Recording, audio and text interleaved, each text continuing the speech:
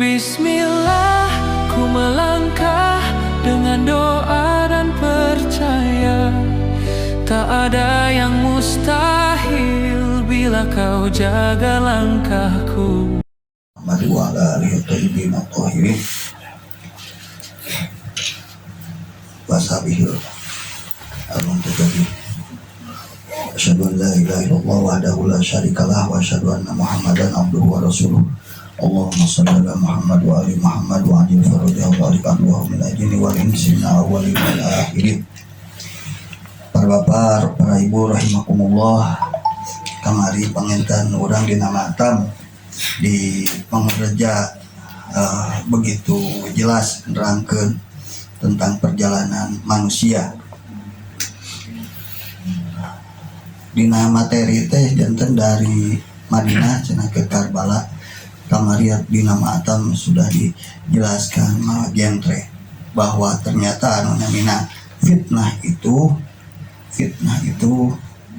tidak merubah seseorang, tapi hanya menampakkan aslinya diri kita. Seperti dina ayat misalnya teh kullu nafsin dha'iqatul maut wala nabluwannakum bisyarri wal khair fitnah. Fitnah teh tina kata fatana yaftinu, hartosna teh melebur logam, melebur emas gitu. Nah, dengan dileburnya itulah kemudian muncul keluar aslinya dari yang dilebur itu apa gitu. Nah, itu untuk memisahkan dari kotoran-kotoran dan sebagainya. Itu namanya fitnah. Dan fitnah itu peleburan. Nah, peleburannya itu bentuk peleburan teh aya dua. Ada sesuatu yang disukai dan ada sesuatu yang tidak disukai. Apa itu? Yaitu tadi al-khair syar. Khair itu adalah sesuatu yang disukai, sementara syar itu yang tidak disukai. Simkuring penten dina wengi ieu mung bade niatan wae kana anu atos didugikeun sakumaha dina pas dina ungkapan Imam Husain alaihi salam dipaingan tentara Yazid. Bahasana teh kieu, waihakum ya syi'ata ali abi Sufyan, waihakum ya syi'ata ali abi Sufyan, celakalah kalian wahai syiahnya Ali abi Sufyan. Terus illam yakul lakum dinun wa kuntum la tahawfunal ma'ad fakunu ahraron fi dunyakum. Celakalah wahai pengikut keluarga Abu Sufyan, jika kalian tidak memiliki agama dan tidak takut pada hari kiamat, maka jadilah orang yang merdeka di dunia kalian. Nah, anu janten unik teh di dieu teh kalimat waihakum ya syi'ata ali abi Sufyan. Ya syi'ata ali abi Sufyan, hei syiahnya abi Sufyan, Ali abi Sufyan. Anu upami ningali kana keterangan ieu riwayat ieu bahwa kata Syiah di awalnya itu di abad ke-1, abad ke-2 itu masih netral. Jadi Syiah itu syiahnya Abu Sufyan, dia kan disebutkan ya syi'ata ali Abu Sufyan, syiahnya Abu Sufyan itu netral. Nah, baru kemudian pada abad selanjutnya terjadi pergeseran makna sehingga ketika disebut dengan Syiah itu maksudnya adalah pengikut Imam Ali. Tetapi awal-awalnya Syiah ya siapa saja gitu. Nah, upami ningali kadinya, dia kan kasusnya di mana? Di Karbala. Tapi Ali Abu Sufyan di mana? Di Mekah. Mekah. Itu di Mekah.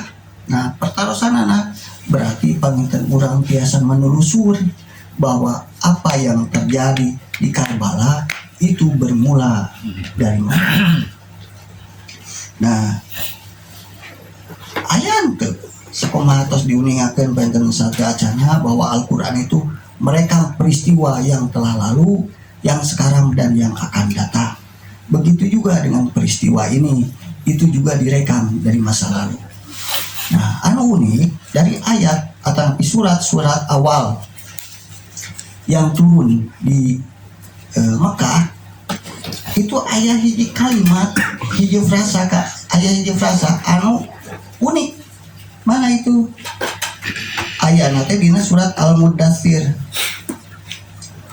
Wa ma ja'alna ashabun nari illal malaikah. A'udzubillahi minasyaitonir rajim. Wa ma ja'alna ashabun nari illal malaikah wa ma ja'alna indahum illa fitnah lil ladzina kafaru liyastaqina alladzina utul kitab wa yazdadul ladzina amanu imanan wa la yartabal ladzina utul kitaba wal mu'minuna wal yaqulal ladzina fi qulubihim marad wal kafiruna madza aradallahu bihadza masalah.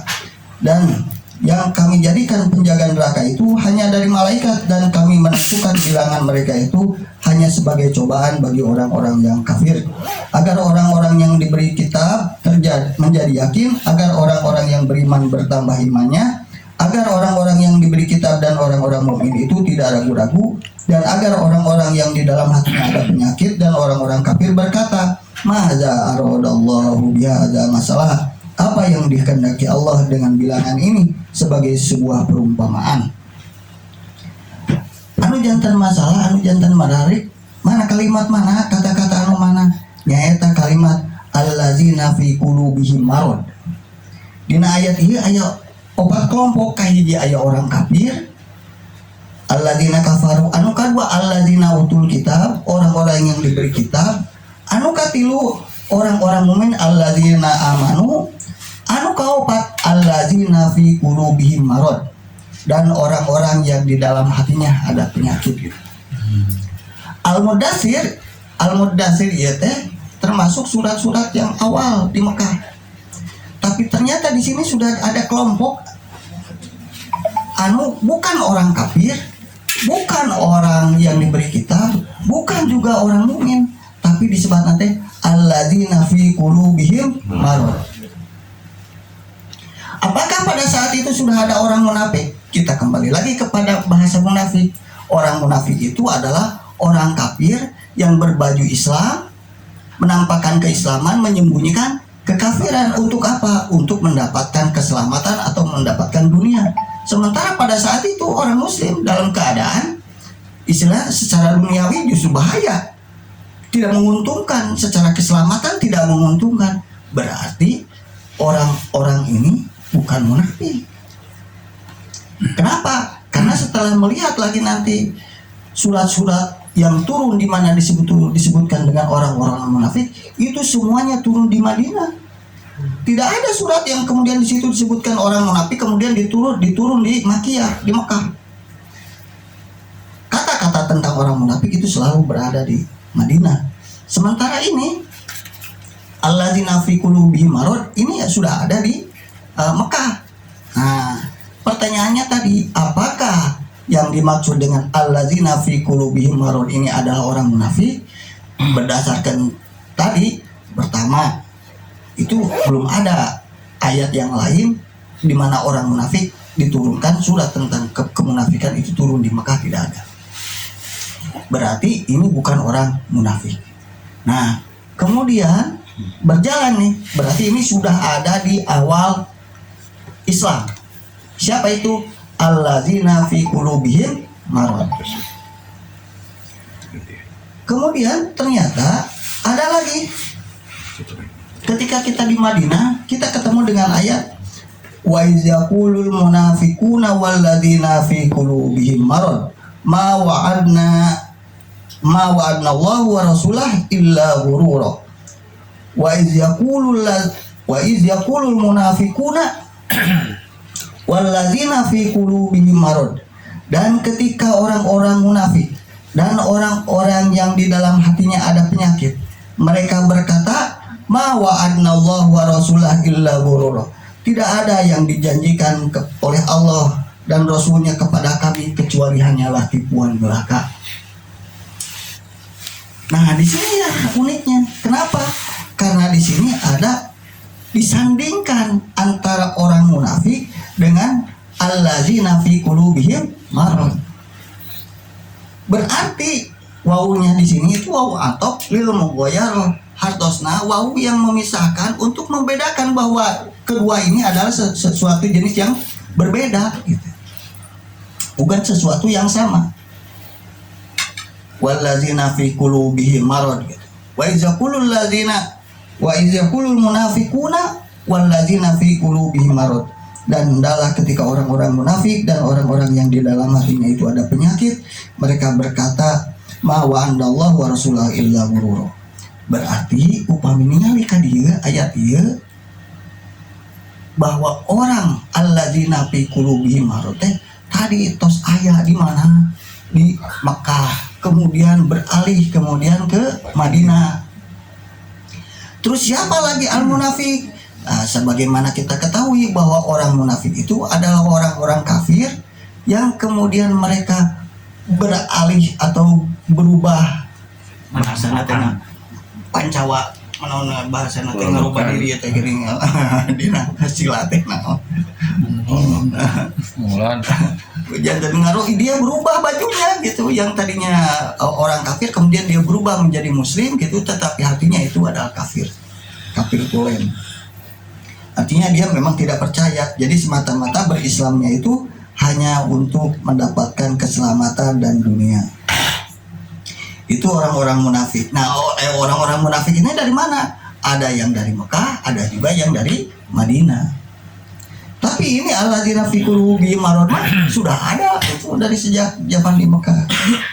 Nah, pertanyaannya, apa perbedaan karakter daripada orang-orang yang fi qulubihim marad? Kemudian ada nggak permasalahannya itu kaitannya tadi dengan apa yang terjadi di Karbala? Nah, pertama, salah satu karakter orang yang pikul bihi marod itu, yang tadi yang pertama udah disebutkan itu, diantaranya adalah ragu. Karena ini banyak ya, mungkin karena waktunya sebentar ya. Silakan. Iya,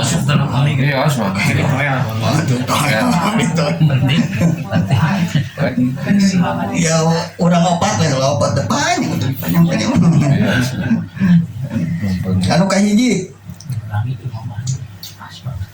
ma wa'adallahu wa rasuluhu illa ghurura. Jadi tidak ada yang dijanjikan oleh Allah dan Rasulnya kepada kami itu kecuali ghurura, kecuali hanyalah tipuan. Nah, dalam zaman ayeuna penten seueur ayat-ayat di Al-Qur'an itu yang menjanjikan. Pertanyaannya, apakah kemudian kita percaya ataukah di situ kita ragu-ragu? Henteu we. Itu bisa jadi termasuk dalam kategori itu. Contoh misalnya, ketika di ayat yang wa may yattaqillah yaj'al lahu makhraja, barang siapa yang bertakwa nanti Allah akan memberikan jalan keluar. Mending kene sajian we yang ngangeulan sajian gitu. Terus misalnya teh wa ma anfaqtu min syai'in fa huwa yuhlifu, barang siapa yang mengeluarkan untuk infak nanti kami akan ganti. Heula lah itu gitu, gua mau menikahnya ulah we lah gitu ditabung itu kan. Oh iya bisa tidak mau itu. Kemudian misalnya sore Imam Ali istanjilu rizqakum bisadaqah, heula cara gitu. Ali koret enggak mau. Padahal udah janji. Nah, orang Koret itu termasuk orang-orang yang menganggap bahwa janji Allah itu sebagai gurur. Alim diangkat gurur teh naon tipuan, terpercaya, ragu-ragu. Gurur teh tipuan. Ente yakin. Ya, jadi itu benar atau henteu gitu gurur teh. Mudah aya misalnya dina kata gurur itu ya model dina naon teh? Judi, nah itu guru itu ayah guru nasional kuno dosa judi itu ada guru itu pasti itu jelas lah. Gitu.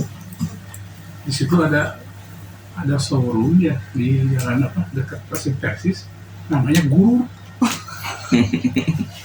Wajib omai almarhum. Namanya Guru. Sangat gurur, ya. Gulurnya. Dia omai almarhum. Niku. Jadi itu artinya Guru itu ya tadi tidak jelas. Gulur itu mah gulur, Pak. Gulur. Itu mah gulur. Gulur. Gulur ya. sampai dulur. Jadi gurur itu yang baginya itu dia tidak jelas gitu. Ya seperti judi kan itu nggak jelas ini bisa menghasilkan atau tidak. Daripada sobat nggak jelas lah gitu, nggak pasti ini ya udahlah gitu. Ragu-ragu gitu. Bencong. Jadi sudah lah, dia mengambil jalan yang lain, itu guru namanya. Jelas. Udah jelas. Jadi dia menganggap bahwa janji-janji Allah itu sebagai guru. Itu benar tuh gitu. Nah, Ini diantaranya, kenapa diantaranya ada ungkapan ini kalau ningali karena Al-Ahzab tilu ayat 12 ini untuk melihat kenapa ayat ini turun. Itu ketika perang Hondak di mana atau disebut Ahzab. Ahzab itu hartosna teh persekutuan gitu. Jantan tentara Arab bersatu dengan tentara-tentara yang lain, itu kemudian membuat sebuah sekutu gitu. Nanti orang memberenang top gitu, tak gitu. Jadi dari berbagai suku, dari berbagai kabilah, nah hiji gitu. Jadi ini tentara yang sangat besar pada saat itu, 10.000 gitu.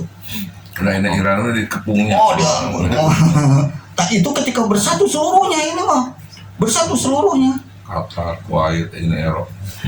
Nah, ketika semuanya bersatu, sehingga kemudian orang-orang ini cenah tadinya katanya mau menang, ya mah pasti nah cenah gitu. Apa yang dijanjikan kepada Allah teh cenah ku Allah dan Rasul, naon janjikan ku Rasul teh, ya mau adi cenah gitu. Ini puhungkul cenah gitu. Nah, karena dia terpukul dengan banyaknya tentara itu gitu. Pasti bakal hancur nah gitu.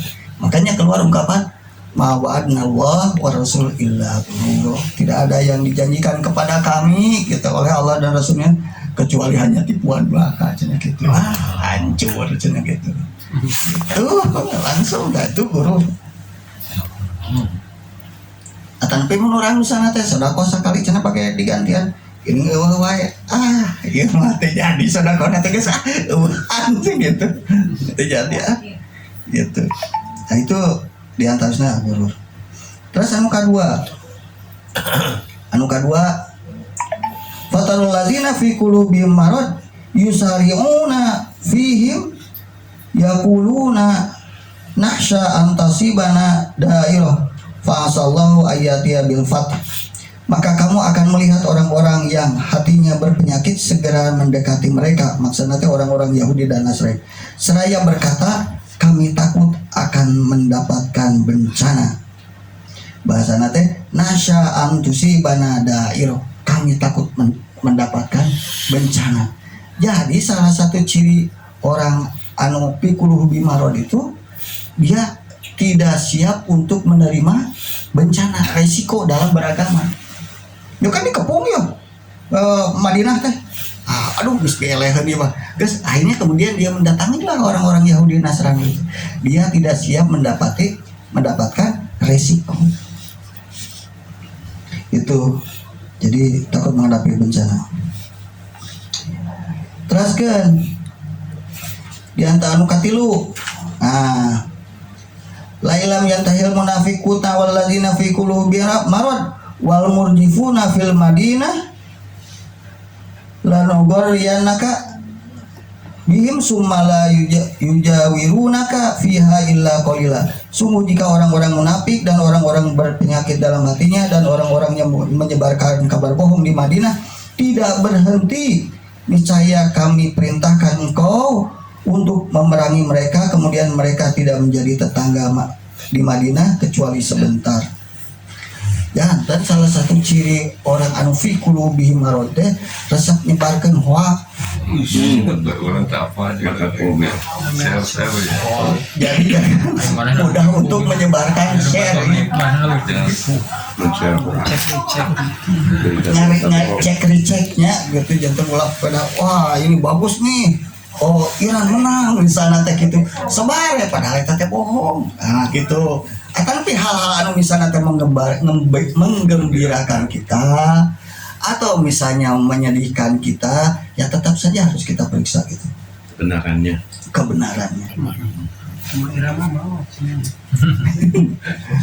Iran hancur cenah gitu kan. Wah, dia kan. Wah, gitu kan. Rame Terus dihancurkan cenah gitu. Iran tidak punya kemampuan rudal buat disebarkan. Nah, itu. Jadi nu resep nyebarkeun hoak teh anu fi qulubihim marad. Ya di tempat yang kosong, rudal Iran ada kosong berarti itu mana. Iran macam karena hanya menembak tempat-tempat yang kosong kan gitu. Nah itu juga anu kabar hiji nama teh Topat itu tilu nah anu kaopat A'udzubillahi minasyaitonirrajim. Wa yaqulul ladzina amanu la nazalat suratan fa idza anzalat suratan muhkamah wa dzukira fiha alkitab wa ayatal ladzina fi qulubihim marad yanzuruna ilaikan nazarul maghsyi alaih. Dan orang-orang yang beriman berkata, mengapa tidak ada suatu surah tentang perintah jihad untuk diturunkan? Maka apabila ada suatu surah diturunkan yang jelas maksudnya dan di dalamnya tersebut perintah perang, engkau melihat orang-orang yang di